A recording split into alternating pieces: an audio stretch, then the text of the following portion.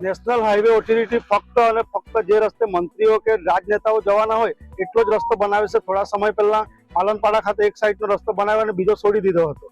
બસ આ જ એમની પરિસ્થિતિ છે. એ ફક્ત મને એવું લાગે છે કે પ્રજાના ટેક્સના પૈસે ફક્ત ખુરશીમાં બેસી અને એસીની હવા ખાય છે. અમારી માંગ એ છે કે આ રસ્તો તમે એવી રીતે બનાવો કે બીજી વાર અમારે આંદોલન કે આમાં ખાડા ના પડે, એ અમારી રજૂઆત છે.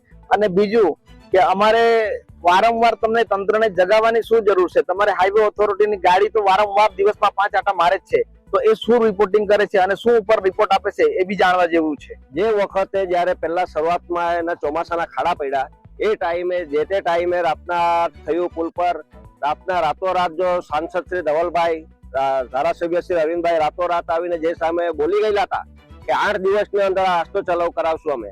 આ રસ્તો ચાલુ તો ના થયો. હવે દિવાળી પૂરી થઈ ગઈ ને આ જે હાલની પરિસ્થિતિ તમે જે જોઈ રહ્યા છે એ પરિસ્થિતિને એમ જોવા લાગે છે કે સતત આદિવાસી વિસ્તારનો આ લોકો અન્યાય કરી રહ્યા છે. અમારા લોકોના જે આદિવાસી વિસ્તારના કોણીએ ગોળ ચોપડી રહ્યા હોય આ નેતા લોકો, એવું અમને લાગે છે.